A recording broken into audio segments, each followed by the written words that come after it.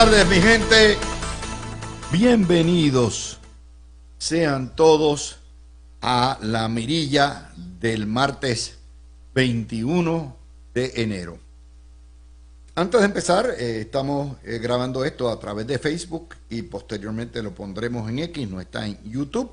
Y naturalmente, como siempre, todas nuestras grabaciones del programa completo están disponibles en los podcasts de Noti1. Vamos a empezar con explicándoles a ustedes lo que está pasando en Washington y lo que busca el presidente Trump. Si usted es de los que quiere sacarle la sangre, la bilis, a todo lo que da a Waldemar Quiles, este no es el programa. Si usted quiere analizar tonterías de las follonetas de la prensa, este no es el programa. Para eso hay 10 programas más que compiten con él. Yo voy a analizarles a ustedes cómo impacta la vida vuestra las decisiones que se toman en el imperio por el presidente. De ayer para acá, el presidente, que ayer andaba de fiesta en fiesta, todos los actos protocolares y celebraciones de su toma de posesión, de 100 órdenes ejecutivas que iba a firmar el primer día, se le quedaron en 30 y pico, pero siguen firmando.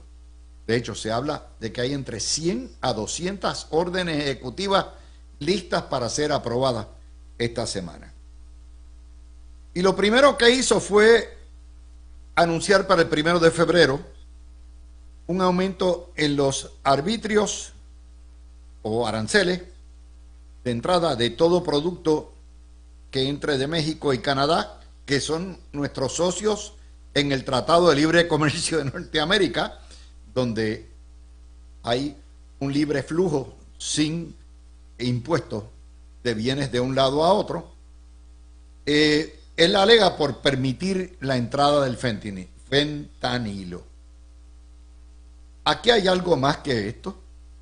Ya la presidenta Sheinbaum, al igual que el primer ministro de Canadá, Trudeau, han dicho, bueno, pues tú me les petas 25%, yo te la voy a espetar a los tuyos 25%. Y eso implica que el costo de entrar en vigor eso, de todos los productos que vienen de Canadá, nuestro mercado común, y México, nuestro mercado común, y todos los productos que salgan de Estados Unidos, incluyendo a Puerto Rico, que es parte de ese mercado común, para México y para Canadá, van a costar 25% más. Ya está. Sí, la paleta se hace en México y costaba $1, un paletón de madre, pues ahora te la van a vender por $1.25. Es tan sencillo como eso. Y si el producto que tú vendías, el pilón que tú vendías, costaba $1 y se hacía aquí en Puerto Rico, en Canadá ahora va a costar $1.25. Eso se llama una guerra inflacionaria, salvo que esto sea una estrategia de Trump para lograr unas concesiones inmediatas. El problema de México es aparte del de Canadá, porque el problema de México tiene unos elementos de fábrica china que se establecen en suelo mexicano, trabajan o operan como si fueran plantas mexicanas y entonces se meten mucho más barato en el mercado común y hay un elemento enorme. Lo otro, empezó la guerra de los indultos y los perdones y las conmutaciones. Biden perdonó a medio mundo y su familia antes de irse, y Trump perdonó los 1.500 guerrilleros que tenía o activistas que fueron convictos o procesados por el motín, el del 6 de enero del año 21 en el Capitolio, por el asalto al Capitolio. Esto conlleva, es lo mismo, los dos, y lo que es la conmutación o el perdón ejecutivo por un presidente que se va, y la conmutación y el perdón ejecutivo por un presidente que entra. lo que quiere decir que ambos han violado el concepto de que el indulto o el perdón es una cosa excepcional que se hace en casos meritorios de justicia o de humanismo. Tercero, tal como le dijimos, reincluyó a Cuba en la lista de países promotores del terrorismo. Retiró a Estados Unidos de la Organización Internacional, de la Organización Mundial de la Salud, que era algo que estaba a punto de hacer antes de salir y no lo hizo. Retiró a Estados Unidos del Acuerdo Climático de París. Conmutó la sentencia de los milicianos que sí fueron convictos por agresión de los Proud Boys y por el Oath Keepers. Ya esos estaban convictos, estaban en prisión y los sacó. Derogó las órdenes de Biden para negociar rebaja en los fármacos, algo que él probablemente vuelva a aprobar porque él necesita bajar los costos de Medicare y Medicaid, y una de las formas es precisamente negociando con las farmacéuticas. Se santió al chef José Andrés y su World Central Kitchen de asesor, porque José Andrés le hizo campaña a los demócratas. Prorrogó por 75 días la fecha de cierre de TikTok, sujeto a que se venda a mano americana, entiéndase Elon Musk. Cambió el nombre del monte McKinley en Alaska, antes también conocido como el monte Denali, que es la montaña más alta de Estados Unidos. El nombre Denali es el nombre indígena. El monte McKinley está ahí. Ya protestaron los alasqueños diciendo, espérate, estos fueron los pueblos ancestrales, pero tiene como jefe de parques nacionales, obviamente tiene la potestad. También ordenó dejar de comprarle petróleo a Venezuela. Se chavó la Chevron y se chavó Maduro. Y emitió una orden para despedir empleados de carrera en el servicio público. Eso va a traer muchos pleitos. Congeló y suspendió el reclutamiento federal de personal. Eso va a venir porque van a nombrar únicamente trumpistas. Y le quitó la escolta al exasesor de seguridad nacional John Bolton, que tenía una amenaza, una sentencia de muerte por parte de los iraníes. Y también había hecho campaña contra él, aunque son republicanos, y ahí se la quitó. Y comenzó una redada, un despido fulminante de jueces de inmigración y altos oficiales de la migra. Eso esencialmente es lo que ha hecho Trump. Y usted dice, ok, ¿cómo me afecta? Vamos a ir a la cuestión de la ciudadanía por nacimiento. Trump sabe que por decreto, en el papel y la tinta y el pergamino de la orden ejecutiva que elimina la ciudadanía por nacimiento en los estados, que eso no va a ir muy lejos porque requeriría una enmienda constitucional. Como en este programa nos preparamos, la enmienda 14ª, que sí ha sido aplicada a Puerto Rico, ya sea por una vía o por la otra, por la quinta a la 14, dispone, y se lo leo, toda persona nacida o naturalizada en los Estados Unidos y sujeta a su jurisdicción será ciudadana de los Estados Unidos y del estado en que resida. Punto. Para poder cambiar eso se necesita una enmienda constitucional que requeriría 2/3 partes de la Cámara y el Senado, cosa que no tiene Trump, y requeriría 3/4 partes de los estados. 37 o 38 estados tendrían que votar por eso. That's not gonna happen either. Y usted dice, pero este hombre está loco. No. Para poder entender lo que está haciendo Trump cerró la frontera y dijo, se acabó este free for all, que todo el mundo entra, por ahí entran los hispanos, entran los pobres de Latinoamérica, pero entran también criminales, terroristas, narcotraficantes, droga, y se acabó. Cerradas las fronteras hasta nuevo aviso. 2, han entrado millones, cerca de 20 millones en los últimos 6 años. Segundo, el que quiera entrar, y Puerto Rico necesita, Estados Unidos necesita migrantes y Puerto Rico también, ¿ok? Esencialmente lo que señala es decir, el que quiera entrar a Estados Unidos tiene que hacerlo como era en antes. Va a la embajada de su país o al consulado, solicita a través de las leyes de migración que se van a enmendar para permitir traer profesionales, capital, mano de obra, o para permitir que gente entre como braceros de la agricultura o de la construcción, y lo hace sometiendo sus papeles, y por ahí muy bien, nosotros le damos la tarjeta, la autorización, el permiso de trabajador agrícola o lo que sea, y que vengan. Pero en lo que esto se arregla, todo paralizado. Obviamente, esto es una política sabia, es de seguridad nacional, y había que hacerlo. Y usted dice, ¿y por qué toca a los residentes, a lo que se llama la ciudadanía por nacimiento?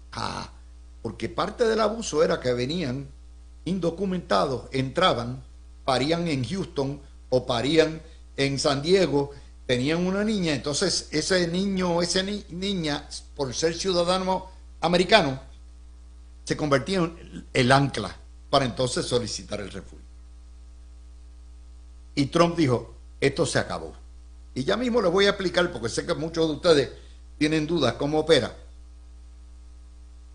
Y ahora para abajo, yo voy a eliminar esto por decreto. Me lo van a impugnar. De hecho, hoy 14 estados radicaron, 14 estados demócratas y organizaciones de derechos civiles para parar. Y yo quiero que el Supremo me aclare algo. Hay una parte de la disposición que dice, toda persona nacida o naturalizada en los Estados Unidos y sujeta a la jurisdicción. Yo quiero que el Tribunal Supremo Conservador me diga que el que entra sin permiso a Estados Unidos entra desautorizado y por lo tanto no está sujeto a la jurisdicción porque es un nacional extranjero.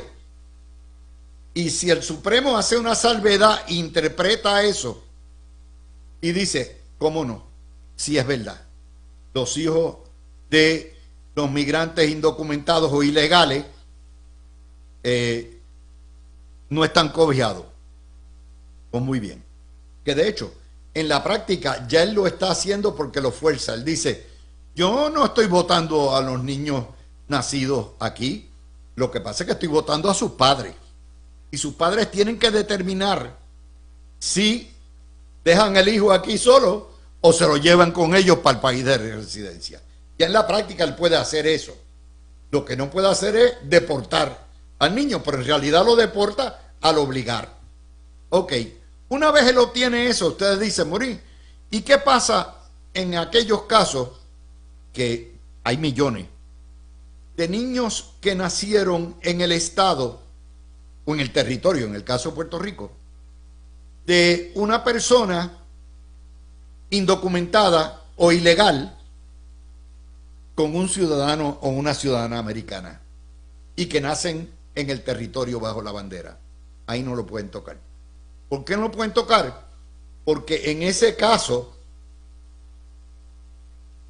el niño tiene derecho por su madre o por su padre, que es ciudadano americano, y por haber nacido a la ciudadanía. Pero entonces viene la situación, en términos prácticos, él puede decir, ok, mire, don Nemesio Rodríguez, que usted nació en Guatemala y está ilegal aquí en Bayamón. y se casó con doña Toña Pérez, que nació en Bayamón, es americana, y el nene, Toñito, nació en Bayamón también. Usted, don Nemesio, se me tiene que ir. En cuyo caso, obliga a la familia a una de dos cosas. O se van todos, incluyendo al nene, o se separa la familia. Y Trump lo que quiere es eso. ¿Para qué? No para, obviamente le hace daño a la familia, pero lo quiere hacer porque quiere establecer de que no hay niños anclas, de que usted no puede llegar y parir y decir, ahora yo tengo derecho porque el nene es americano. Y quiere que el Supremo le ponga eso como parte de la política de la reforma. ¿Ok? Ese es el primer tema que le tengo para ustedes. El segundo tema que tengo, que tiene que ver también con esto para que lo vayan entendiendo, es el tema de la guerra de los indultos. No cabe duda que el poder del perdón ejecutivo o el indulto ejecutivo, la conmutación de sentencia ejecutiva, es un poder absoluto del presidente e irrevisable. Pero históricamente, y conforme a lo que fueron la intención de los fundadores de la nación, y cuando se hace la cuando se hace ese poder en la Constitución, es que es un poder excepcional que se da únicamente en casos de personas que ya hayan sido convictas o que estén en proceso de ser enjuiciados criminalmente y el caso amerite por razones humanitarias, de equidad o de justicia, el que como una concesión de caridad se le otorgue ese perdón si no ha sido procesado, o ese indulto, o si está en proceso de enjuiciamiento, o se le otorgue la conmutación de la sentencia. Es decir, ya está, le tocó servir 20 años, ha servido 5, te fuiste, que fue lo que pasó con Tarrio y los Proud Boys. Vamos a aplicar eso. Biden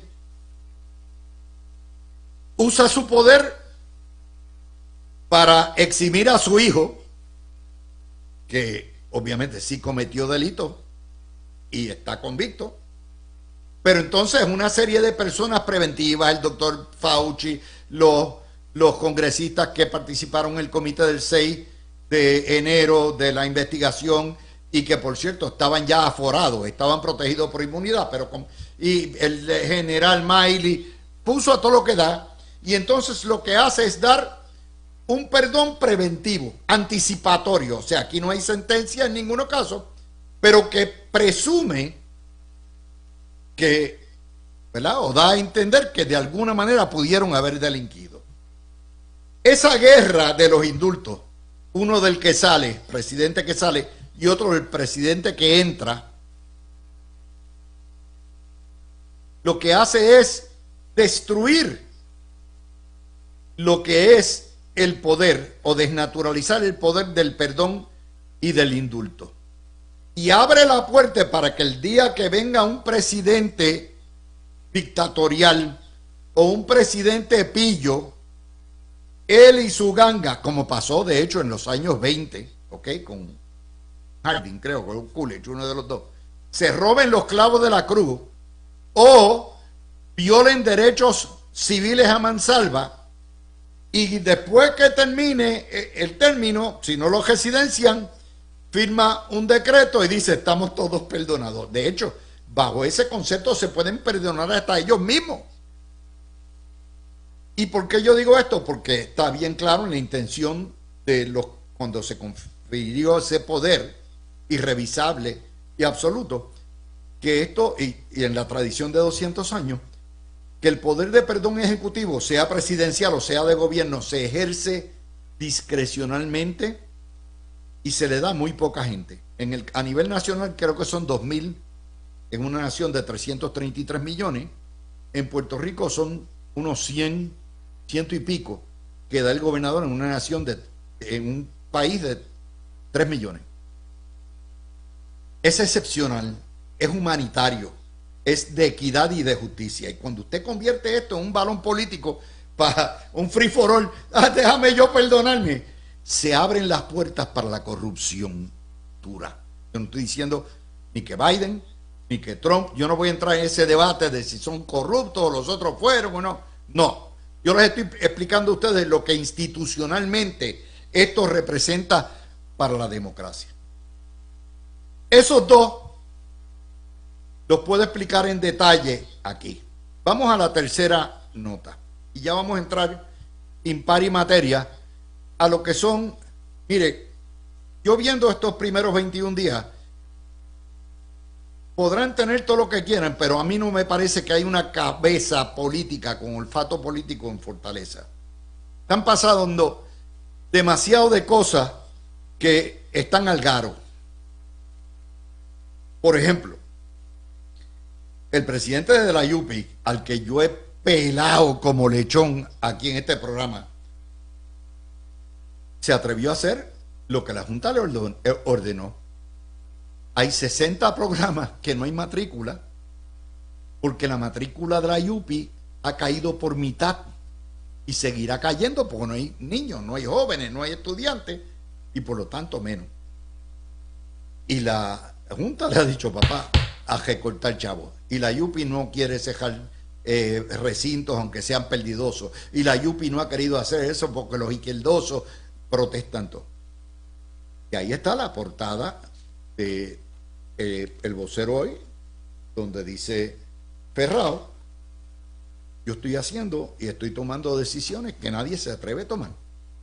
Y ordenó suspender nuevas matrículas en programas donde no se matricula nadie, donde hay 2 o 3 estudiantes y la UPI pierde la camisa. Santo y bueno. Allá va la prensa y le dice al totompote de la Junta de Directores, no el presidente, el totompote se llama el secretario de Educación, que ya está en funciones. Y el secretario de Educación le da el revocazo y dice, no, esto hay que considerarlo, esto no puede ser. Cuando hace eso, se forma la de Dios es Cristo, porque los izquierdosos dieron, espérate, free for all. La administración de Jennifer González no está de acuerdo con esto y ya van para la huelga. Eso es un caso típico. Miren, los peores enemigos del PNP son los propios PNP. Tú dices, ¿qué necesidad tenía el secretario de Educación si total es una decisión que viene de la Junta? Y ha creado un lío. Hoy ya hay protesta, va a haber huelga, otra de las grandes crisis. Ese es otro problema que se ha formado es de ellos mismos, autoinfligido. Y es la propia Junta, porque culipandean, les da terror cuando los periodistas llegan. Y no hay una medición en Fortaleza de las consecuencias de ese tipo de disparate. Ferrao está bien, está en lo correcto, hay que recortar. De hecho, si yo hubiera sido la Junta, no le doy un chavo, ciejo la UPI. Hasta que se reforme la UPI, porque mientras los izquierdosos sean los que manden en la UPI, pero mandan porque son los propios PNP los que le quitan. Y ese es el detalle que nos da hoy el periódico El Vocero. Otra nota más que les doy antes de irme. ¿Se acuerdan que Matías promete y radicó un proyecto para darle el voto a los extranjeros, al que no es ciudadano? Yo les expliqué ayer con la Constitución, con el Código Político, porque eso es un disparate desde todos los puntos de vista, aparte ideológico. Eso es antiestadista. Pues esta mañana estaba aquí el que dice ser representante de los dominicanos, que no representa nada. Lo que ha sido es un fascista en contra de todo lo que hace el PNP. A decir, oh, ¿cómo no? ¿Queremos eso? Seguro que sí. Aquí se cayó la grabación. Dice, seguro que sí. ¿Cómo no? Vamos para adelante. Habemos 400,000, incluyendo indocumentados aquí. No, ciudadanos, queremos el voto para los dominicanos a todo lo que da. No solamente queremos el voto a los dominicanos, exigimos que, para los dominicanos y todos los extranjeros, exigimos que la gobernadora haga. Eso es otro lío más, totalmente innecesario, porque Matías, politiquero al fin, no tenía necesidad de hacer eso, y ahora le forma un lío con la comunidad dominicana a su propio partido, prometiéndole villas y castillas que no puede cumplir. Yo les digo a ustedes que el peor enemigo de los PNP son los propios PNP, porque no piensan ideológicamente. Y entonces, obviamente, hoy la interpelación, tercer ejemplo. Y eso me hace pensar que mucho ruido, muchos bombos, a todo lo que da, pero Mr. Domenech no tiene. O, mire, hay un dicho que dice, el que mucho abarca, poco aprieta. Cuando usted tiene todos los poderes inmensos del mundo y usted es secretario de la ñángara y secretario de lo que sea, y usted es el más que manda, en realidad usted no manda nada. Porque si al cabo de 21 días estamos viendo esto, y de hecho todavía faltan como 60 nombramientos más que no se han hecho. Y hoy en las vistas una de las cosas que salía era que no tenían gente ni para FAF, ni para recursos naturales. Y entonces le dicen, aquí le va Ángel Cintrón, oye, ¿cuál tú quieres? ¿A FAF o recursos naturales? Ok, aquí va, yo quiero recursos naturales, cogió recursos naturales, ahí le sueltan todo lo que había. Y a FAF tuvo que quedarse Domenech con ella. Eso, perdónenme, en mi libro se llama desorganización. Son cosas demasiado. Mire cómo Trump está listo. 200 órdenes ejecutivas. Ya. Metió ayer 32. Ahí metido como 40 más. ¿Vieron? Yo las canto como las veo. Mi trabajo es decirle a ustedes lo que está pasando. Yo quiero lo mejor para la gobernadora. Yo quiero lo mejor para Puerto Rico. Desear que la gobernadora falle o fracase es ser antipuertorriqueño. Pero ciertamente hay que cantarlas como son. Y si eso es así, ellos mismos disparándose los tiros, prepárense que llevan nada más que 19 días en el poder. Hacemos una pausa. Tenemos que discutir la situación en el Partido Popular. Tenemos que discutir lo que era de proponer una alianza de populares independentistas. Vamos a hablar también un poco de la interpelación más tarde, porque esa es noticia para los medios tradicionales. Aquí no es noticia. Si colgaran a Waldemar Quiles, pues ya hablaremos de eso, pero sí es noticia más como un ejemplo más de estos daños autoinfligidos del PNP que estamos sacando. Vamos a hablar de la ley de los utensilios de cartón y madera y cómo está clavando a los electores. Vamos a hablar también de cómo los cubanos nos han comido los dulces en poder político, de los maestros utilizando a Bad Bunny para dar clases, la música de Bad Bunny, y todo eso lo vamos a discutir. Y vamos a empezar con lo que es, vamos a empezar con la interpelación y lo que pudieron ver. Yo no vi nada que dijera, este hombre no está cualificado para estar ahí. Obviamente esto va a causar un daño permanente, esté él o no esté él, a la gobernadora de Puerto Rico, que tendrá que ser medido en su día en términos del impacto. Vamos a empezar con Tony Zagaldía. Adelante, Tony, Fernando y Javi. Saludos, Luis, es Javi. Sí, Tony, yo lo sé que Toddy todavía no ustedes está en se cambian. cabina. Ok, vamos para adelante. Y estamos Fernán y yo aquí. Pues vamos con la interpelación y ¿qué les pareció? Pues mira, yo pude ver parte de la interpelación. A mí me pareció un proceso que se llevó a cabo, fue bastante justo con el designado secretario. Sí, el presidente del Senado estuvo muy bien. Sí, o sea, el presidente manejó los tiempos perfectamente, dio la oportunidad a todos los senadores que estaban allí presentes a que hicieran un turno de preguntas. Los senadores, tengo que decirlo, en su mayoría fueron respetuosos con el secretario, inclusive, pues el más que pudo haber formado algo, Eliezer Molina, pues dentro de todo hizo sus preguntas, pero pues tampoco pasó a ser un show. Sí, ¿verdad? Estuvo el intercambio ese que hay clips por ahí corriendo de cuando... Del lenguaje, del idioma. De cuando se hablaron en inglés, etcétera. Sí, pero eso es ideológico porque la prensa odia el inglés y no quiere que se use en inglés y obviamente él tocó la fibra, el botón de la prensa. Pero él le contestó muy bien, él le dijo el gobierno de Puerto Rico tiene dos idiomas, se trabaja en inglés y en español. No, el gobierno de Puerto Rico, es el pueblo de Puerto Rico. También. La ley de los dos idiomas del pueblo de Puerto Rico. Exactamente. Así que creo que al final del día él pudo dar su versión, que es lo más que él podía aspirar, ¿no? O sea, dijo que estuvo allí, él evaluó en 2 horas el texto de la orden, que él por su background en la milicia, etcétera, está acostumbrado a ese tipo de evaluaciones y toma de decisiones rápidas. Tenía asesoría de un abogado que es el jefe de los oficiales examinadores allí en el Departamento de Recursos Naturales.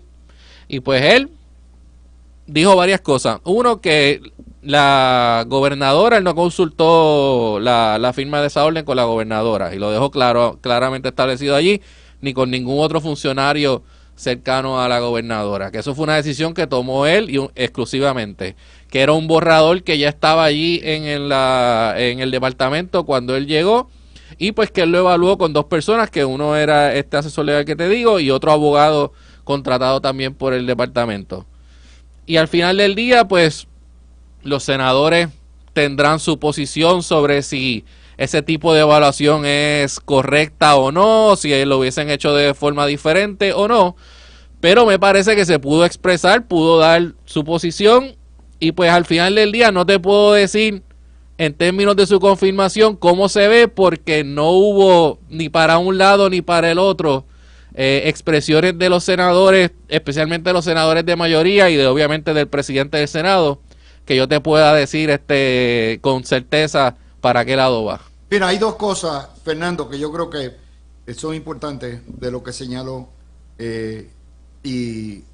Número 1, que la decisión final de desestimar uno de los casos corresponde a los oficiales examinadores. Y segundo, que fue el jefe de los oficiales el que preparó el borrador de la orden ejecutiva, el que la había preparado. De manera que la decisión final corresponde caso por caso a cada uno de los oficiales conforme a lo que es la política pública esbozada legítimamente en esa orden ejecutiva. Y lo otro que creo que es importante aquí, en la medida en que esto sea criminalizado y se ha referido al gobierno federal, cuando el gobierno federal no haga nada, porque obviamente aquí no hay violaciones de ley federal alguna, contra los suegros de la gobernadora, muerto el pollo. De manera que a largo plazo, tarde o temprano, ese es otro caso más que se fabrica, como el que se fabricó contra Miguel Romero, y que pavimentó las calles y arregló el encintado y el alumbrado frente al comité que eso es un delito. Pues esto va a ser igual. No sé qué tú crees, Fernando. Bueno, Luis, primero, como siempre, un saludo a ese público que nos oye los martes por la tarde por aquí por Noti1 630. Un saludo a Javier, a Tony, que entiendo que debe estar por llegar. Yo vi parte de la vista confirmación y lo que sentí es que ese cuetito no hizo ni puff. O sea, o ese refresco no tenía gas.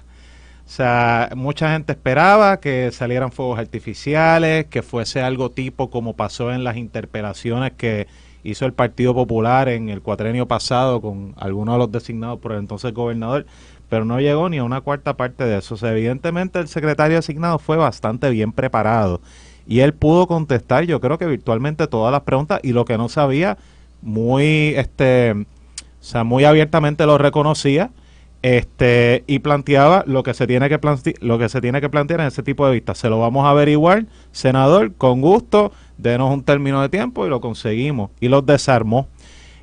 Precisamente para eso es que el presidente del Senado convocó esta vista de interpelación, para sacar a la luz lo que pasó, el proceso. Ya está, no salió nada muy controversial, no salió gran cosa que ya no se sabía. Lo que sí es que, pues, obviamente, yo no tengo razón para dudar que el secretario contestó con la verdad, pero el riesgo inherente en este tipo de vista, antes de una vista de confirmación, es que ahora los senadores de la oposición van a estar hurgando sobre el testimonio que él dio y sobre el récord, y van a mandar a pedir más documentos. Y si encuentran alguna inconsistencia, eso puede costarle durante una vista de confirmación. Pero más allá de eso, Luis, lo que sucedió el día de hoy no fue gran cosa, y como muy bien hizo la gobernadora la semana pasada, lo engavetó, se olvidó del asunto y siguió con sus menesteres. Mira, bueno, les tengo otra nota. Antes de seguir con la próxima, quisiera abundar un poco más sobre esa parte de la decisión de archivar los casos y lo que él dejó claramente establecido allí. Él también estableció que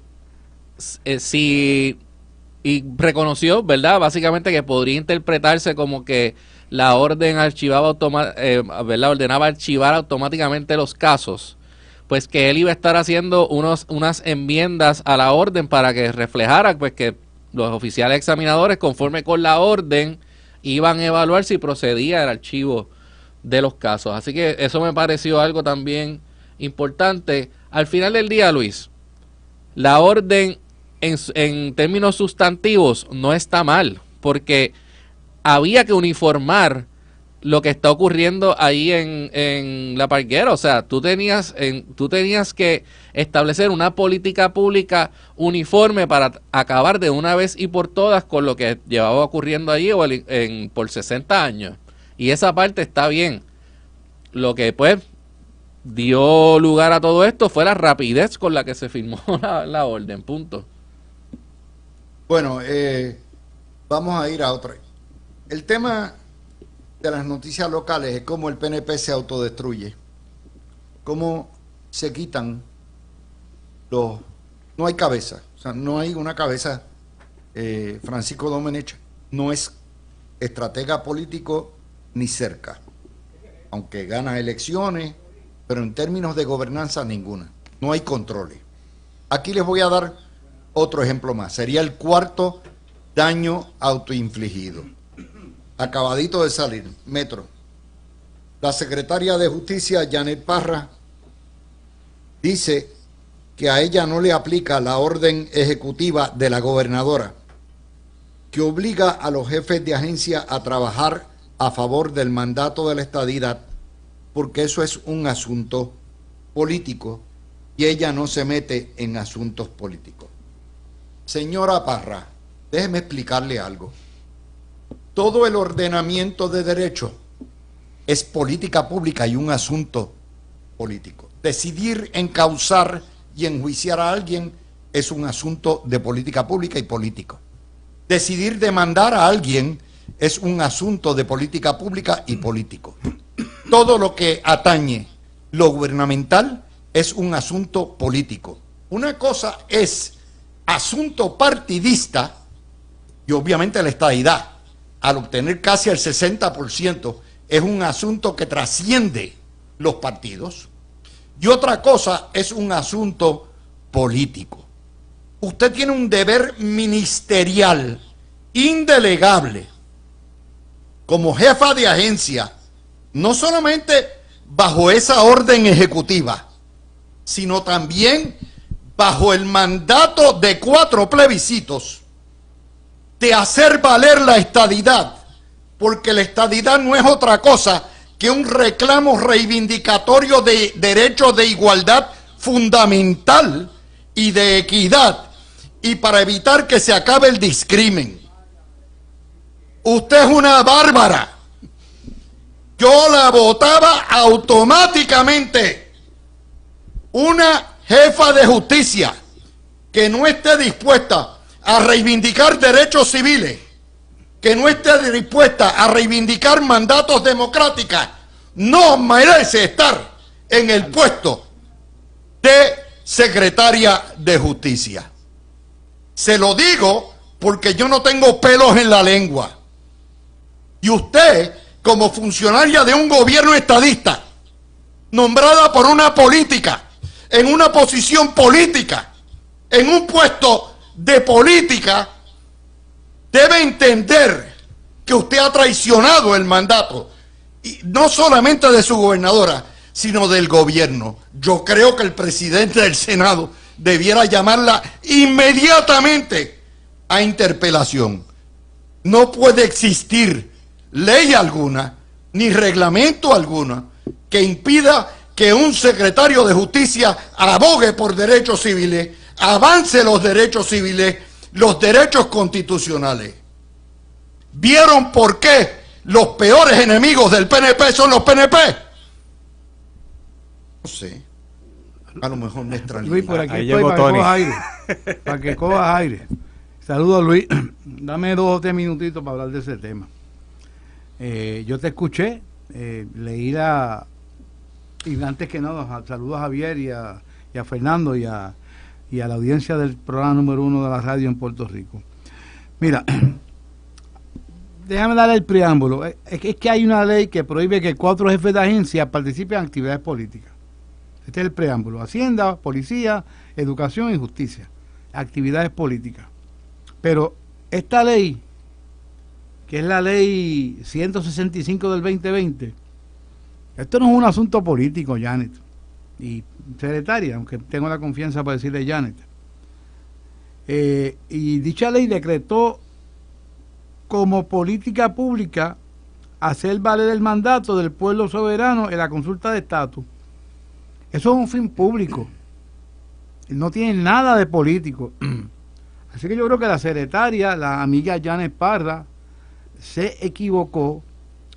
Creo que contestó la pregunta de Emily Hill muy general, y claramente creo que esa respuesta de ella le va a crear muchos problemas.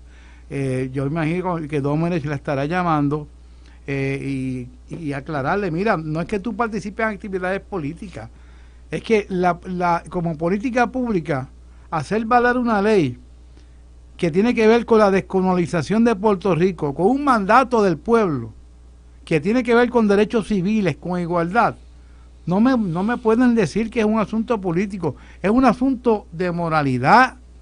Yo sé que ella ha dicho que los asuntos de moralidad se discuten en la iglesia. No, Janet, no se discuten en la iglesia.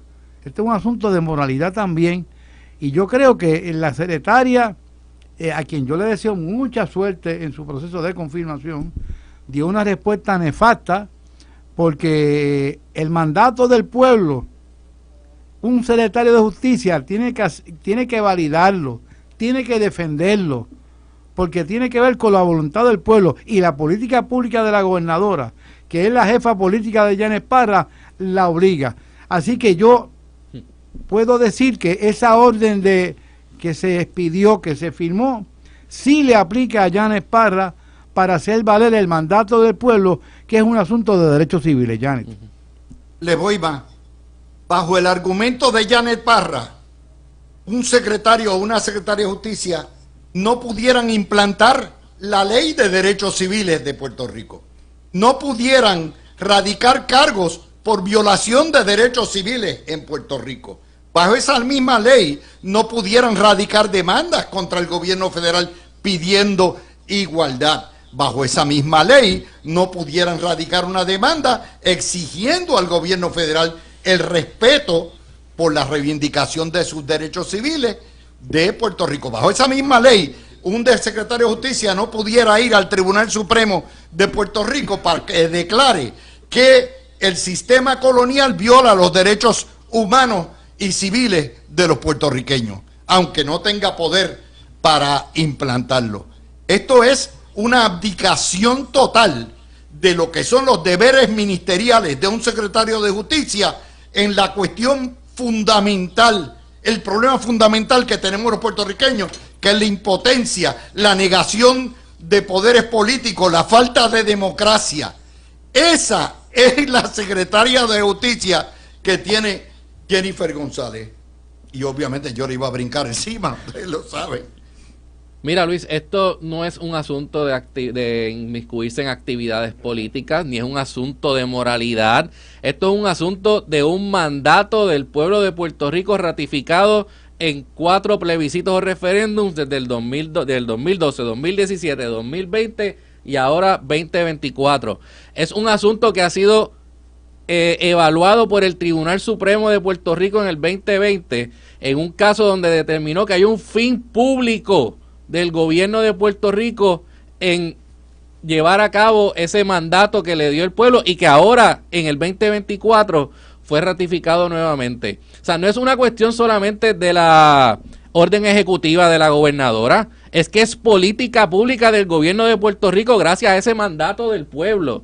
Entonces, un secretario de justicia tiene varias formas de llevar a cabo esa política pública. Un secretario de justicia puede intervenir en casos donde se está tratando diferente o se está discriminando contra el pueblo de Puerto Rico, dándole un trato desigual en fondos federales, en diferentes asuntos.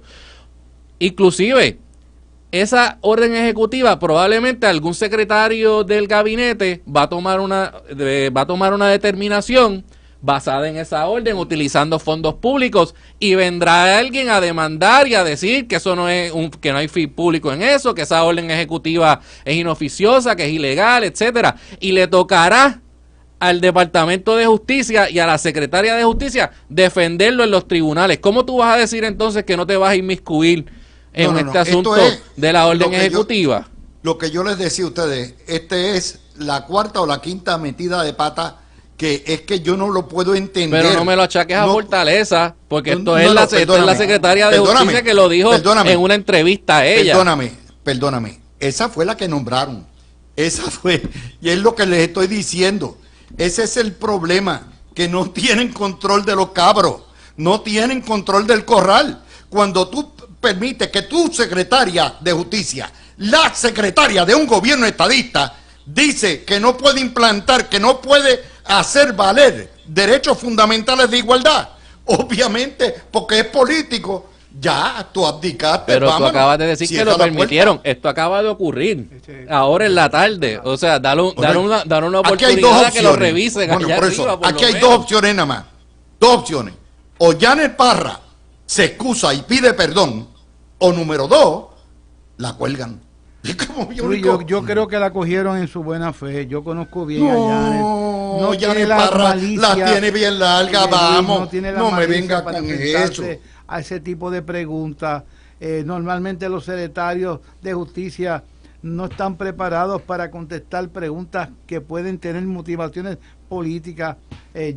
Janet Parra viene del mundo de la fiscalía, de Fiscalía de Bayamón, viene poco a poco subiendo.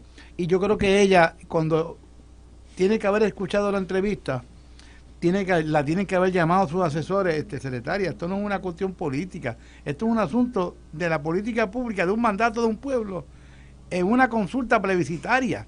Nada tiene que ver, no le estamos pidiendo de decir eso. Ella acaba de engañaron a los electores. Eso quiere decir que este gobierno engañó a los electores. Ella porque el instrumento, la espada de Damocles de un gobierno es su Departamento de Justicia para hacer valer los derechos humanos y civiles. Y si la secretaria de Justicia de un gobierno que dice ser estadista abdica a sus facultades y su deber ministerial, pues entonces nos engañaron. Nos engañaron a todos. Eso puede ser la realidad de Janet Parra, yo no la conozco, no sé. Pero ella acaba de hacer estas expresiones habiendo sido nombrada por una de las políticas más comprometidas con la estadidad en la historia de Puerto Rico, de Jennifer González. Tienes toda la razón. Esto es una traición a Jennifer y González. siendo sujeta a confirmación por otro de los defensores de la estadidad más grande que ha tenido Puerto Rico, que es Tomás Rivera Chats. Tomás Rivera Chats. Porque ella todavía Tiene está toda sujeta a la razón. confirmación Bueno, del Senado. esto está buenísimo, está buenísimo. Y ustedes Así saben que que aquí no tenemos pelos en la lengua. metida de Vamos a la pata. pausa.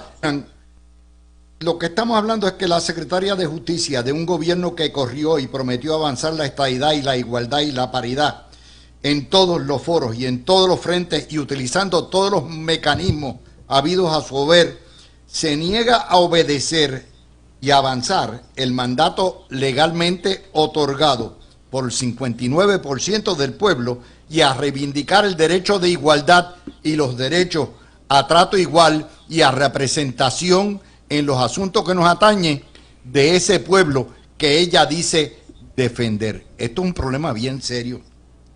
Fernando. Pero yo creo que todavía está a tiempo para aclarar el comentario, porque Javi, yo creo que dio en el clavo en su última intervención, y también fuera del aire estábamos hablando de que en varias ocasiones el secretario de Justicia, a través del Procurador General, que eso es otra figura bien importante, que es la cara del gobierno de Puerto Rico cuando hay que apelar o ir al Tribunal Supremo o a la Corte Suprema de los Estados Unidos y todo eso. Se ha tenido que intervenir en casos que son controversiales porque tienen un matiz de la relación colonial que tenemos con los Estados Unidos, que es un problema político y es un problema legal también. O sea que no hay manera de que tú puedas divorciar completamente ambas cosas.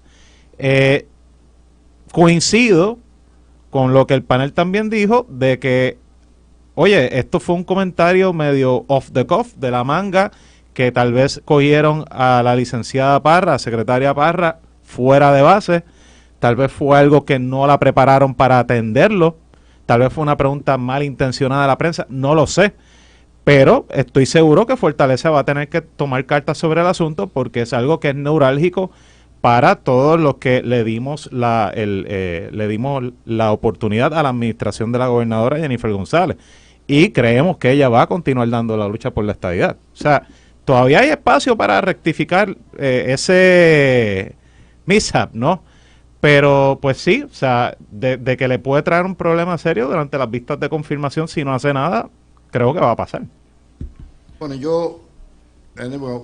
ustedes pues le dan el beneficio de la duda. Yo le daré el beneficio de la duda cuando se excuse con los ciudadanos de Puerto Rico. Les digo una cosa, o sea, la primera función de un secretario de Justicia es defender los derechos civiles y constitucionales de sus ciudadanos. La estadidad es un modelo de gobierno que reivindica el derecho a la igualdad, el derecho al voto, el derecho a estar representado en las decisiones que te atañen, el derecho de igual protección de las leyes y no ser discriminado. Son derechos fundamentales democráticos. Y si la ministra de Justicia de un gobierno que alega y que ganó con ese engaño, se niega a utilizar el brazo y el instrumento más poderoso que tiene ese gobierno para cumplir su promesa, cierren la puerta, apaguen y váyanse. Mira, Luis, el derecho al más. voto tiene dos partes importantes. Tú puedes ir y votar libremente. Si no te cuentan tu voto, si no te respetan tu voto, ¿te violentaron el derecho al voto? Claro que sí. Por tanto, en un plebiscito, que es una consulta al pueblo sobre el estatus, o el plebiscito siempre es por asuntos de estatus, a diferencia de un referéndum, si esa voluntad mayoritaria de los electores no se respeta y no se le hace caso omiso, se le está violentando el derecho al voto. ¿Y quién mejor que un departamento de justicia, para no personalizar más, que hacer valer ese derecho al voto, ese mandato? El Departamento de Justicia de Puerto Rico. No hay otro, porque los senadores podrán hacer planteamientos, pero el brazo del gobernador es su Departamento de Justicia, y el brazo apelativo, el Procurador General, tiene dos roles en Puerto Rico. Uno, es el brazo investigativo del Tribunal Supremo de Puerto Rico en querellas contra abogados. En esa parte no le responde al secretario de Justicia, pero es el encargado de llevar las apelaciones criminales, civiles, federales del gobierno de Puerto Rico. Y ahí tiene que tener el apoyo de un secretario de Justicia que es su jefe. Aunque no lo nombra el secretario, lo nombra el gobernador, pero en el organigrama del Departamento de Justicia está por debajo de la figura número 1, que es el secretario o la secretaria. Así que yo creo que Janet Parra tuvo una mala entrevista. ¿Quién en este país no ha tenido una mala entrevista? Que tiene la primera piedra. Yo creo que se debe rectificar. El secretario hoy de Obras de Recursos Naturales fue hoy y aclaró. Y muy bien, ahorita quiero aclarar las preguntas de Rivera Chat que dieron en el clavo sobre la famosa frase de los archivos. Y Tommy le dijo, el presidente del Senado, que si eso él estaba dispuesto a rectificarlo, y dijo que sí. Así que yo creo que, volviendo a Janet Parra, tuvo una mala entrevista, pero se debe rectificar para que los electores mayoritarios que votaron en la consulta asientan y estén seguros que su resultado electoral se va a respetar y se va a validar por el Departamento de Justicia. Les voy a dar, ya el Tibu habló. Dice el Tibu, la secretaria designada del Departamento de Justicia dice que su función es hacer cumplir la ley, que no atiende asuntos políticos. Muy bien. La ley 165, ley del 2020, no es un asunto político. Dicha ley decretó como política pública que hacer valer el mandato del pueblo soberano en la consulta de estatus es un fin público e impone responsabilidades. Véase artículos 8.3, 8.5 y 8.7. La orden ejecutiva de la gobernadora instrumenta ese mandato de ley y el del pueblo soberano. Entonces, señora secretaria designada al Departamento de Justicia, haga cumplir esa ley y la orden de la señora gobernadora. Ándate, palo, guardia. Se los dije. Otro daño autoinfligido. Eso se veía venir, o sea, por eso en mi última intervención lo dije. O sea, estás bregando con Jennifer González y con Tomás Rivera Chats. O sea, ¿cómo tú, como secretario de Justicia, cuando la orden ejecutiva lo que habla es que todos los jefes de agencia deben defender e implementar el voto de los electores a favor de la estadidad? Mandato del pueblo. Eso es un mandato que viene por ley y que, como dije en mi primera intervención también, hasta el Tribunal Supremo de Puerto Rico ya interpretó lo que significaba el voto mayoritario del pueblo en las urnas en los plebiscitos y referéndum del 2012, 2017, 2020 y ahora del 2024. O sea, hay pleitos en los que evidentemente el Departamento de Justicia va a tener que entrar, ya sea intervenir en algunos, ya sea como demandados en otros, ya sea como demandante en otras ocasiones.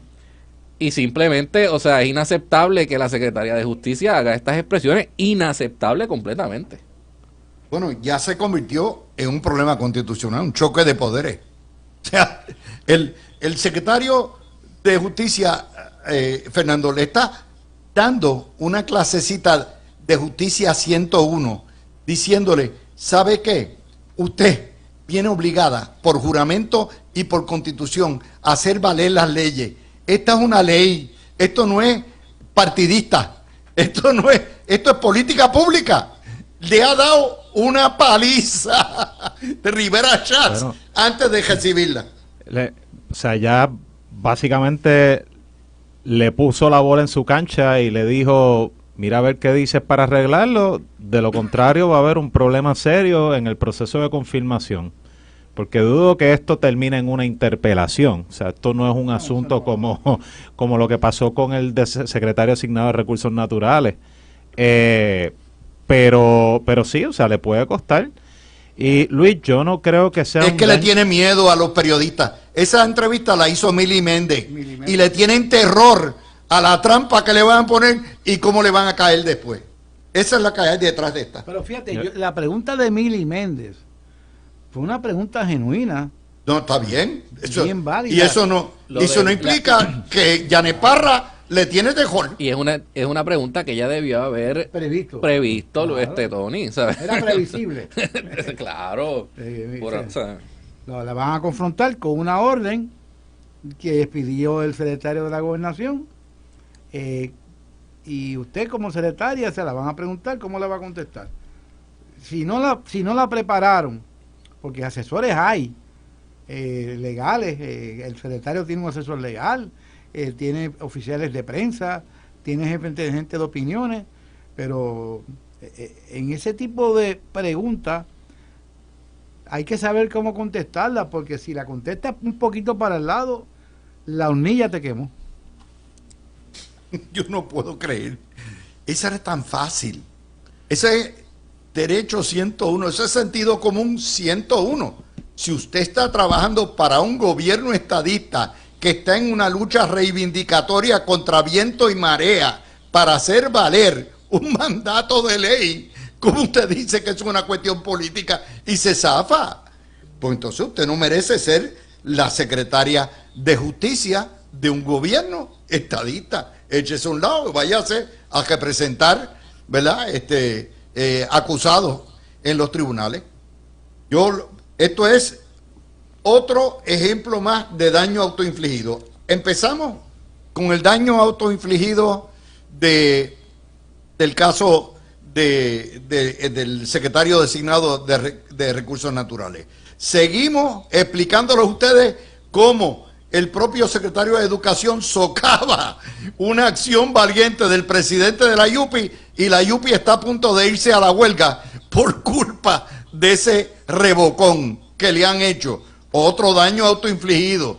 Y la falta de control y ahora y después les expliqué el de Matías, que esta mañana el líder de los dominicanos pidiendo el voto para 400,000 ilegales en Puerto Rico. Pero mira, Luis, me has dado el pie forzado, porque estas cosas que van a pasar por posiciones de los diferentes secretarios del gabinete de la gobernadora, por eso es que yo, después de haber repensado lo de la orden que expidió el licenciado Francisco Dómenes, tengo que estar de acuerdo con esa orden en el sentido que hay que estar pendiente que los jefes de agencia no cojan la carretera en la marginal y se desvíen de lo que es la política pública de la administración. No los puedes dejar con el libre albedrío, los puedes dejar para algunos asuntos, pero en asuntos de política pública hace falta la mano de un secretario de la gobernación, llámese Francisco Dómenes, llámese como se llame, porque hay que controlarlo, porque estos errores perjudican no a los jefes de agencia, porque ellos después se van, es a los gobernadores, es al político, y si no los velan y no los llaman a capítulo, pues ahora que yo veo las cosas que están pasando, valido la orden que expidió Francisco Dómenes, porque hay que tener supervisión directa, desgraciadamente, con los jefes de agencia, que muchos de ellos no leyeron la plataforma de gobierno, no saben la política pública de la administración. Había un jefe de agencia que me resuelve el nombre cuando yo estaba en justicia, que decía en una reunión con Fortuño, es que yo no atiendo políticos. Y el gobernador se le quedó mirando y le dijo, ¿cómo usted lo atiende político? Yo soy político y esos políticos hay que atenderlos. Y todo el mundo lo miró y aquel jefe de agencia, ellos piensan que a medida que no intervengan en asuntos políticos partidistas, que hay jefes de agencia que sí lo pueden hacer, el trabajo de ellos es mejor. Pero no, yo creo que han debido haber dado un seminario a los jefes de agencia sobre el asunto del pero sí, ¿qué seminario? Y lo si que lo nombraron al juramentar casi. Mira, cuando a nosotros nos dieron unos seminarios en un bufete que no quiero decir el nombre ahora. Sí, pero mucho antes de llegar. A mí me excusaron en noviembre. Tan pronto me hicieron una pregunta, yo la contesté y me dijeron, Zacarías, te puedes ir. Ya tú probaste el curso. Y los demás se tuvieron que quedar. No sabían contestar preguntas. Y ese tipo de pregunta cargada, porque lo que quieren este tipo de preguntas, Luis, es politiquear con los jefes de los departamentos. Claro. Y hay que aclarar, Y esto todo no es le una da cuestión política, esto es el una cuestión de culillo a derecho. todo. Ay, mi mente me vaya increpó. politiqueando. Ay, yo la Utilizar virella. recursos Uy, ahora para Lenín. estabilidad. Uy, me van a meter preso. Claro. ¡Qué miedo tengo! Claro. Es verdad. No se saben defender. Pero les voy más. Un jefe de agencia que no esté dispuesto a defender en primero, segundo, tercero, cuarto y quinto pleno a la estadidad no merece ser ministro de este gobierno. No lo merece ser. El que no tenga claro por qué llegaron allí por el voto de los estadistas, están en esos puestos por el voto de los estadistas que pagan sus salarios y con contribuciones. Pero no lo entienden. Bueno, y No, están ahí no. por una gobernadora que corrió con una plataforma a favor de la estadidad y a favor de muchas cosas que estaban dentro de su programa de gobierno, que un partido nuevo progresista que logra el control absoluto en la Cámara de Representantes y en el Senado, y por esa razón tienen mayoría para poder eventualmente confirmar a los secretarios que entiendan a bien confirmar. Y yo estoy de acuerdo con ambas órdenes ejecutivas, tanto con la orden ejecutiva que hemos estado hablando Yo estoy de acuerdo con ambas. a favor de la estadidad, y con la de que le da los poderes al secretario de la gobernación. Porque te tengo que decir una cosa: estos secretarios muchas veces llegan y se creen que ellos no le responden a nadie y que la agencia la corren ellos y que la política pública la establecen ellos. Yo creo que es hora de que se les recuerde a todos que la política pública la establece el ejecutivo, el gobernador, o en este caso la gobernadora, en conjunto con las leyes que se aprueben en la Cámara y en el Senado de Puerto Rico y que se firmen por la gobernadora. Y la política pública es la que está establecida por los políticos. Y al final del día tienen que seguir lo que es el programa de gobierno y tienen que seguir la política pública establecida en la plataforma por la cual Jennifer González fue electa. Y me parece a mí que hay muchos secretarios, y Tony me lo acaba de confirmar, que estuvo allí adentro, que no saben esto, o que lo quieren, o que lo saben y lo ignoran. Bueno, tú sabes que se van a enterar porque este papito que está aquí los va a interpelar por radio todos los días. El jefe de agencia que se desvíe de su misión va a coger una paliza hasta que lo vea salir por la puerta. Y el jefe de agencia que no sea primero, segundo, tercero, cuarto y quinto estadista va a recibir... ¡Ay, madre! Mira, Luis, oye este tuit de Jennifer, no sé, creo que fue hoy, ahorita. La estabilidad no solo es parte del plan del gobierno, es la igualdad que garantiza el acceso al Medicaid, seguro social suplementario para nuestra gente humilde y en necesidad. Desde la comodidad económica no puede borrarse la cara de pobreza que tiene nuestra isla. Eso es ella ya hablando sobre los comentarios de la secretaria de Justicia. O sea, vamos a ver lo que significa eso. La gobernadora de Puerto Rico le acaba de dar un tapaboca a su secretaria de Justicia. This does not look good. It's not good, not good, not good. Créame, se ve. O sea, no la han confirmado y la gobernadora la desautoriza. Wow. Wow. No, Tony está leyendo algo, creo que es del 2019.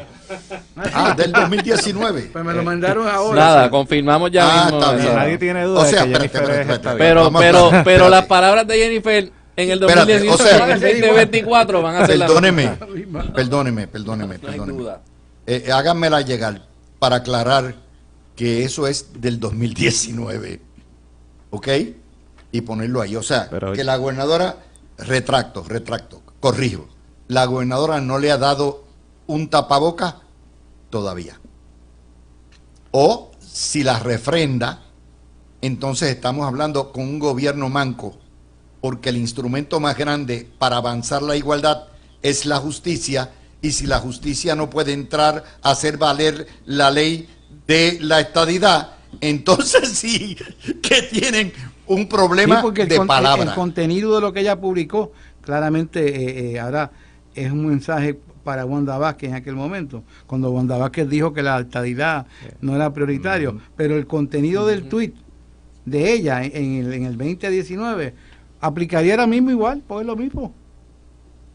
Mira, yo no Telemundo recuerdo acaba cuando de Wanda poner, Vázquez llegó, Telemundo y su acaba primera- de poner furiosos Tomás Rivera Schatz y Jennifer González, porque la estadidad no es la prioridad, no es prioridad para la gobernadora, eso está mal. ¿Qué es eso? Ah, que esto es del... Ok. Es que perdóname Telemundo lo tiró bien. ahora, parece que Telemundo... No. ¿Telemundo lo tiró ahora? No, esto es del Sí, 19. pero parece que ahora es que me lo están enviando, no sé. Sí, no, lo Pero voy a yo te poner aseguro aquí. que antes que termine el día, Jennifer González, que está en Washington, salvo Bueno, la que tiene esté que desautorizar. viajando a Madrid en este momento para la feria de turismo, pues ya se expresará. ¿Ah? Wow. Porque eso requiere yo creo, Luis, a mí no me gusta del árbol caído, todo el mundo quiere hacer leña. No, perdóname, esto no es un árbol No, caído. no está bien, pero yo te quiero decir que Esto no es un Janet árbol Parra caído. no tiene O sea, la malicia, estoy convencido, ¿Cómo para tú me vas a darse decir cuenta que de una lo que... fiscal no tiene malicia? Ella pensó que la contestación de ella se ajustaba a la ley que la impide... Pero ¿cómo? no Eso pudo quiere decir que no distinguir- conoce la ley. Yo lo sé, Luis, no pudo distinguir la diferencia entre un asunto político y un asunto de derechos civiles, de igualdad. O sea, Hay una gran diferencia. eso quiere decir que no conoce la ley. Y fíjate que lo estoy viendo todo el tiempo. Lo mismo le pasó al secretario de Educación cuando fueron a increparlo sobre los recortes de los programas. Y ahí dijo, no, esto hay que considerarlo. Y le dio el revocazo a Ferrao. Y hoy tienen piquetes masivos y una amenaza de huelga en la Yupi por haberle quitado la alfombra al presidente. Luis, yo creo que el secretario designado de Educación no hizo nada más que comentar de que que la congelación podía afectar programas que En preparaban boca a cejada maestros. no entran moscas. Espérate, pero déjame terminar. Y podía afectar el que se graduaran personas para reclutarlos en el Departamento de Educación como maestros en cosas de difícil reclutamiento como matemáticas, inglés, etcétera. Pero yo no creo que le estaba revocando nada de Ferrao. Absolutamente nada. Y lo que no tiene la facultad claro, para revocarlo, para empezar. ni desautorizarlo políticamente, o sea, de forma pública. Y yo entiendo que lo que Ferrao estaba planteando es algo sensato. O sea, Totalmente. claro está, él plantea que no cree en cerrar recintos. Yo creo que es que está llevando las cosas gradualmente, porque si habla también de cerrar recintos, lo van a sacar a como dé lugar de allí. O sea, la gente se va a volver loca. Pero definitivamente la Universidad de Puerto Rico tiene que aceptar las realidades con las que vive hoy día y las limitaciones fiscales con las que lleva trabajando por más de 6-7 años. Pero yo no creo que el secretario de Educación haya hecho eso. Eso no fue lo que yo vi en las notas. Pero bueno, o sea, puede ser que yo lo haya leído mal, pero eso no fue lo que yo vi, Luis. Yo me río, yo veo esto y yo lo digo y ya está. Y las cosas pasan y siguen multiplicándose como conejos. Estos son daños autoinfligidos. Un gobierno unido, no hay quien lo tumbe en ese contexto. No hay prensa que le haga mella. Pero cuando la prensa, que sabe muy bien cómo ponerlos a pelear unos con otros y cómo culipandean y le tienen terror a los periodistas, los meten en estas trampas, pasa lo que está pasando. Tenemos una huelga pendiente. Innecesariamente, porque todo eso viene, ustedes lo saben, órdenes de la Junta de Control Fiscal. Ustedes lo saben. Bueno, Pero es que más la allá- gente se va a la huelga, a la Yupi. Sí, o sea, sí. esta es la más Pero mínima provocación. más allá si viene No, de yo la lo Junta- sé, pero tú no le tienes que dar la excusa. Mejor que lo busquen ellos, ya está. Pero más No le allá tienen si que dar viene la de la excusa. Junta de Control Fiscal o no, la realidad es que Ferrao debió haber organizado mejor cómo sacar esta noticia y cómo, ¿verdad?, lograr Sí. en El términos timing, el timing. y en términos mediáticos tener una mejor estrategia de medios de la que tuvo, porque ciertamente cuando tú sales, entonces lo primero que sale y habla es no, que tenemos estos programas, pero entonces los podemos mover a otras unidades, etc. La gente no entiende que son unidades. Tienes que hablar de que, mira, ¿sabes qué? hay estos recintos donde tienes estos programas donde hay una matrícula menor de 10 estudiantes por 3 años seguidos. Yo no necesariamente voy a cerrar esos programas. Esos estudiantes, por ejemplo, digamos que hay 3 de estos programas en el recinto de Utuado que han tenido menos de 10 estudiantes por 3 años. Pero esos mismos programas están en Arecibo. Pues esos estudiantes se tienen que transferir a Arecibo, y en Arecibo pues siguen ¿verdad? Siguen estudiando y el programa continúa abierto. O sea, me parece algo sensato, pero evidentemente no tenía una estrategia de medios tan bien diseñada para poder sacar el mensaje apropiadamente. Y terminas pues con esto, rápido que lo saca. Vienen todos los profesores que obviamente van a estar en contra de cualquier cierre de programa en cualquier recinto, porque piensan que eso va a generar menos oportunidades de empleo para ellos. Van a venir los estudiantes de siempre, controlados por los sindicatos y por la izquierda, que no quieren ningún recorte en la UPR, que todavía quieren regresar a la fórmula del 9.6% del presupuesto general, y pues todo eso iba a generar lo que generó hoy. Este relajo va a continuar hasta que cierren la UPI. El día que un gobernador diga, no quieren estudiar, cerrada hasta nuevo aviso. No, ese día, hasta que metan un cuartel de la policía universitario con todos los recursos armados, como están en todos los estados, sí. Todas las universidades de los Estados Unidos y del mundo tienen policía universitaria debidamente uniformada, con todos los recursos, sus herramientas de trabajo, porque quien controla la ley y el orden en los recintos no son los estudiantes, pero aquí le han dado a los estudiantes la facultad, le han delegado que ellos decidan cuándo hay clase. Esto es increíble, pero ahí estamos. Son las 6:30, vamos a hacer la pausa. Un poquitito de la situación del Partido Popular. Está pidiendo alianza. Esto es el alcalde que dejó quebrado a Villalba y que ahora es el portavoz de la minoría popular, le está pidiendo al PIB que se una en una alianza al Partido Popular. Esto es una locura. O sea, el PIB, partido anticolonialista independentista, partido que nunca ha cedido la plaza al Moro a nadie, va a permitir que Pablo José, el colonialista más grande que hay en Puerto Rico, el happy colonial más grande que hay, lo represente a la independencia. Esto es un chiste, pero solamente, igual que... Luis, no es que sea un chiste, es que la única manera de tú ganar una elección al PNP es mediante alianza de partidos políticos. El PNP es el partido mayoritario en Puerto Rico, lo ha demostrado, con todo lo que le han tirado, con todo lo que hicieron, dieron una pela ahora, dimos una pela en estas elecciones. El PPD llega tercero y ellos saben muy bien que para ganar elecciones en Puerto Rico ya no hay manera que la ganen a menos que no se una con algún partido político. Entonces tú vas a unir la miel con el vinagre, los colonialistas con los no colonialistas. No hay manera, eso sería un fraude mayúsculo de tú unir en un partido político independentistas que creen en la libre determinación, en la independencia, con populares que creen en el ELA y en el ELA y tienen varias ramificaciones. Así que eso sería un junte fraudulento, como lo fue el junte del MVC con el PIB, que fue un junte para favorecer al PIB. Los cogieron de soquete y a la hora de repartir el botín electoral no le dieron ni un chavo prieto. Y Juan Dalmau se escondió también. Le di al botón. Y Juan Dalmau se escondió también luego de las elecciones para no tener que bregar con Ana Irma y su petición de que les dieran que eso está bajo el tapete sobre la mesa, decía María de Lourdes. ¿Qué va a ser? Mira, Luis, en términos del Partido Popular y la reacción a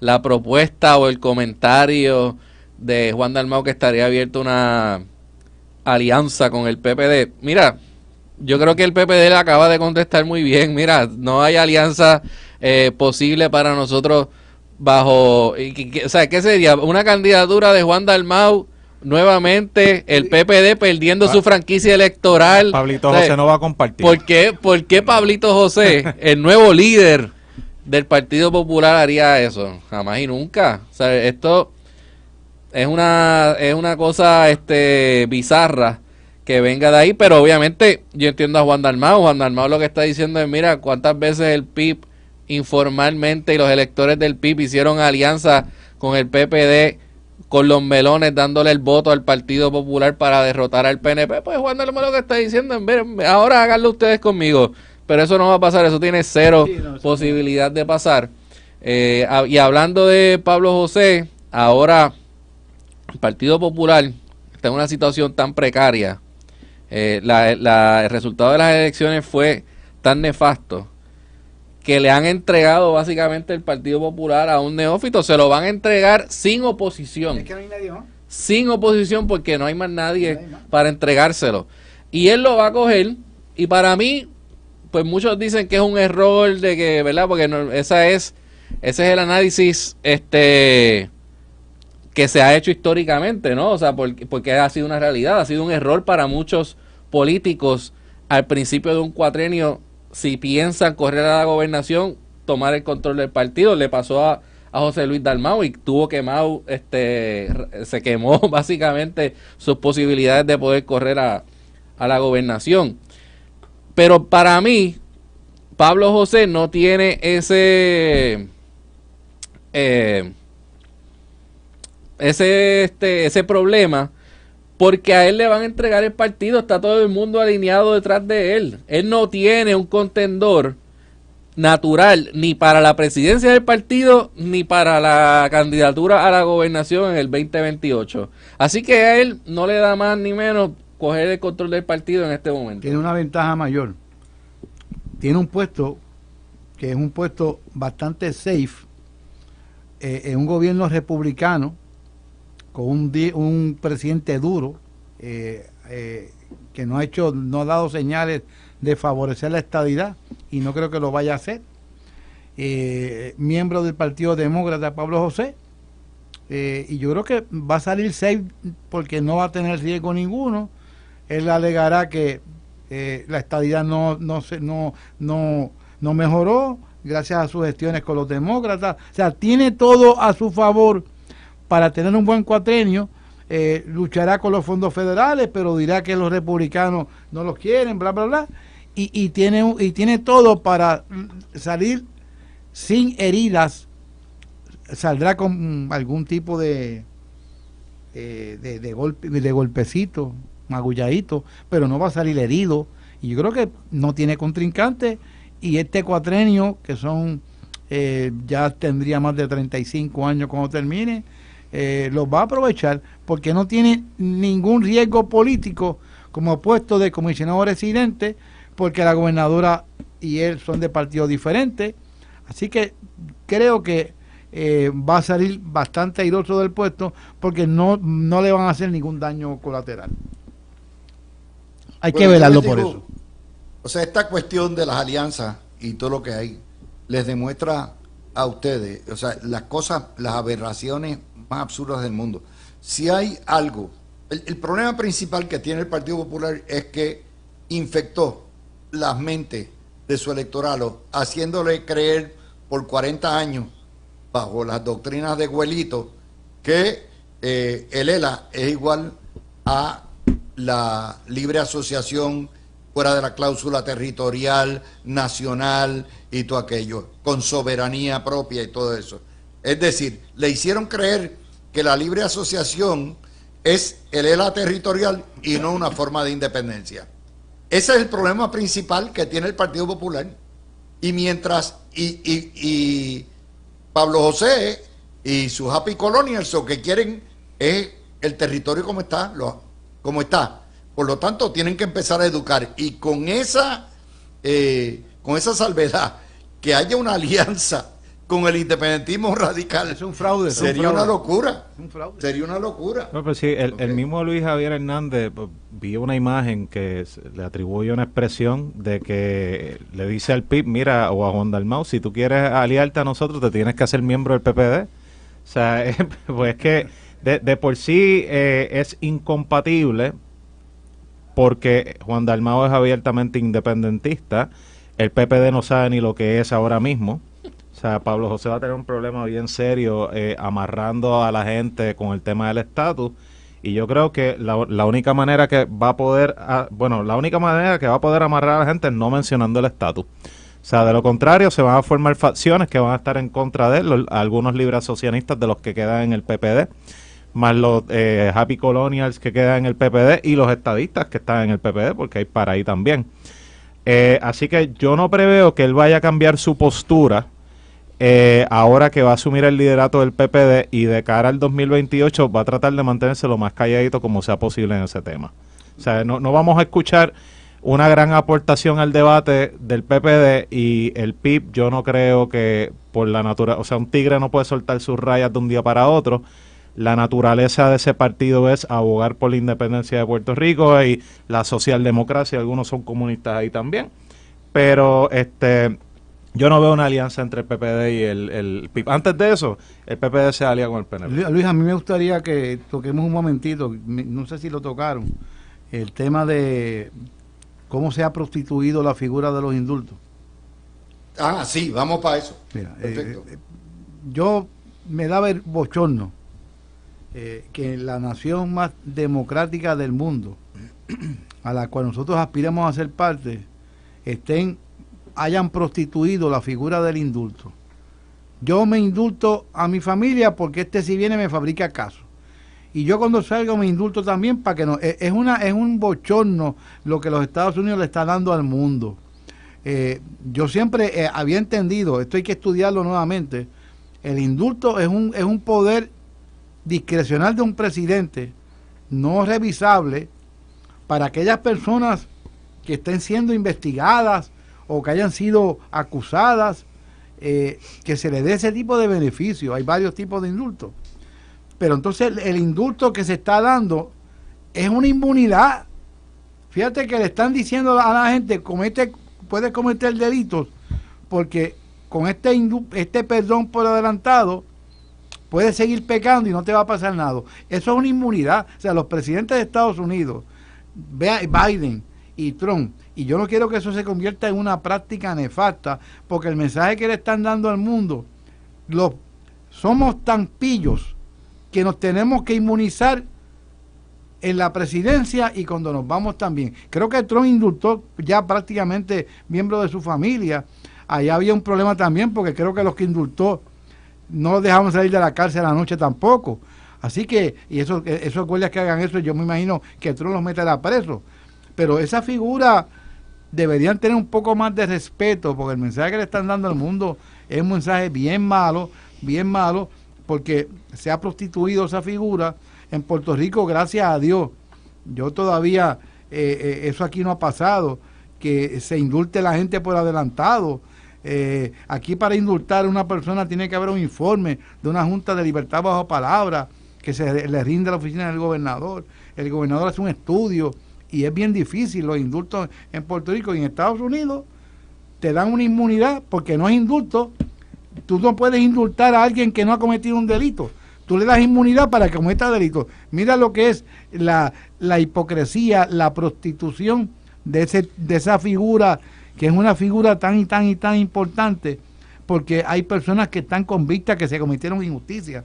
Y ese poder que le dieron a los presidentes es un poder que se debe actuar con seriedad, con mesura, pero no me podía quedar callado porque es un bochorno lo que estoy viendo. Es un bochorno, y abre las puertas para que vengan bandoleros a saquear, a violar derechos civiles y después se autoperdonan toditos, toda la ganga. Luis, eso fue una promesa de campaña de Trump. Ahora me estoy hablando nada más de los convictos por el asalto al Capitolio el 6 de enero. Él lo venía diciendo hace años.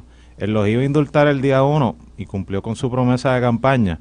Yo entiendo que eso está mal, ¿Por qué? Porque esas personas participaron en una insurrección terrible, o sea, de uno de los procesos más sagrados de la democracia estadounidense. Hubo muerte. O sea, que eso no eran turistas que entraron pacíficamente, yo lo siento mucho, o sea, yo no me compro ese cuento.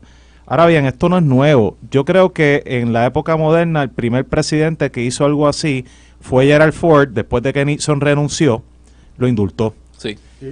Porque todavía Sin estar acusado, sin nada. O sea, correcto, o sea, ya se Estaba veía, investigado. ya estaba se veía investigado, venir. pero no lo habían acusado. Ya la investigación de Watergate estaba corriendo su curso, y pues obviamente después de salir de la presidencia ya no hay inmunidad que valga. O sea que sí se ha utilizado antes, y no quiero decir que Gerald Ford y Nixon fueron los que sacaron el gato, el saco, y el resto del tiempo pues esto, o sea, se ha puesto peor.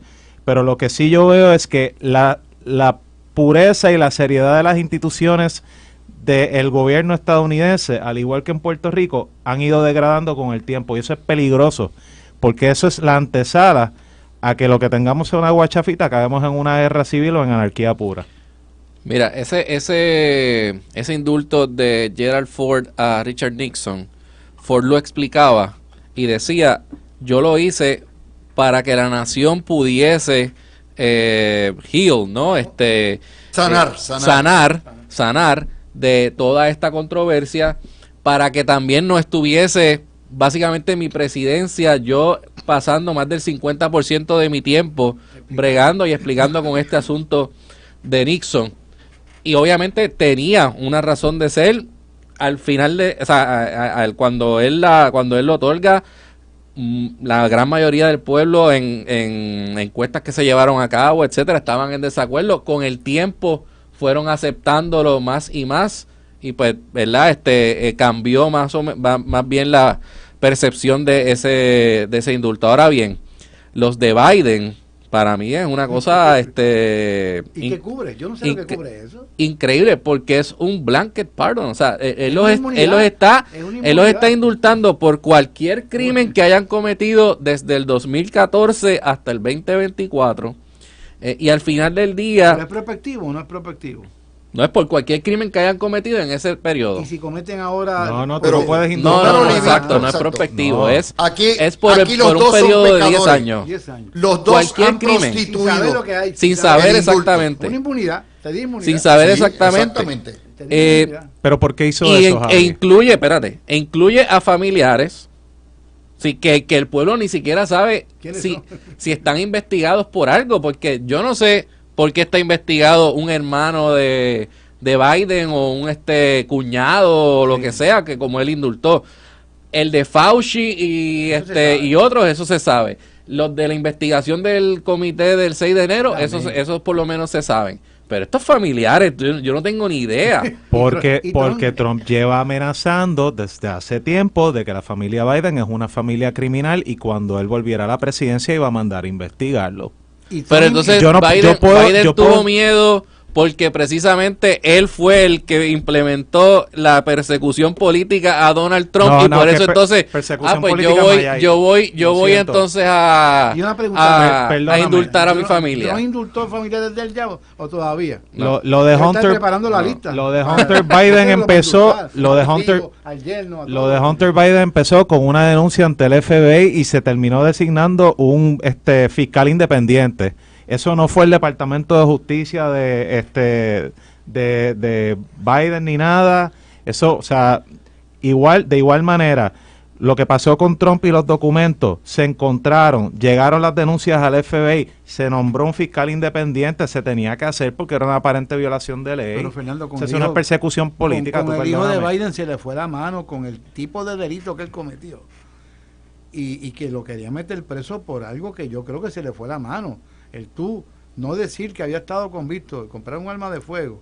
No, No, era usuario que los de fuera sustancias perdóname, controladas, es un fuera de delito droga. federal. Eso no era para meter preso a una persona. Era y se le fue la mano. Mira, con Hunter y Biden Biden, hizo bien con indultarlo. Hunter Biden hasta el FBI, bajo la administración de Trump, pararon a medios de noticias de que difundieran de que la laptop de Biden, del hijo de Biden, era diciendo que era falso lo que estaba, la noticia del contenido, etcétera. Ahí hubo ciertamente una interferencia indebida. Después entonces termina él acusado y termina convicto, y pues su padre le da un indulto, cosa que él había dicho que no iba a hacer. O sea, hay una diferencia también. Trump en su campaña dijo bien claramente: yo voy a indultar a esta gente. Lo dijo. Y el pueblo de los Estados Unidos votó por él. Biden fue lo contrario. Biden dijo: no, yo no voy a indultar a nadie, etcétera. Y al final del día lo terminó haciendo. Bueno, yo lo que les puedo decir es que esta guerra de los indultos y los perdones, que ha prostituido el concepto de lo que es el perdón ejecutivo, tanto a nivel presidencial como a nivel gubernatorial. Lo que va a abrir es que un día va a llegar un bandolero, va a llegar un totalitario, van a violar derechos civiles, van a robarse los clavos de la cruz, y todo lo que tienen que hacer es firmar un decretito, sí, al final perdonándose ellos y a sus secuaces, y ahí es que vamos a ver las consecuencias de esta politiquería. Y estoy convencido que aunque sea retroactivo, si Trump visualiza que alguno de él puede ser investigado en algún momento, le va a dar también un indulto. También, por eso, esto no va a parar. Esto no va a parar. Esto no va a parar. Y ese tipo de análisis que nosotros hacemos aquí, que nadie más hace, ciertamente es un análisis que le ayuda a la gente a entender lo que es la democracia, lo que son los instrumentos, ¿verdad?, de la separación de poderes y lo que esa separación de poderes para cada rama implica. Y hoy, pues, obviamente, desde Janet Parra, que cogió el aguacero, hasta todo, el secretario de Educación, hoy repartimos a partes iguales. Así que gracias a Tony, gracias a Fernando y a Javier. Estos programas son bien instructivos y bien divertidos. Es un placer estar con ustedes.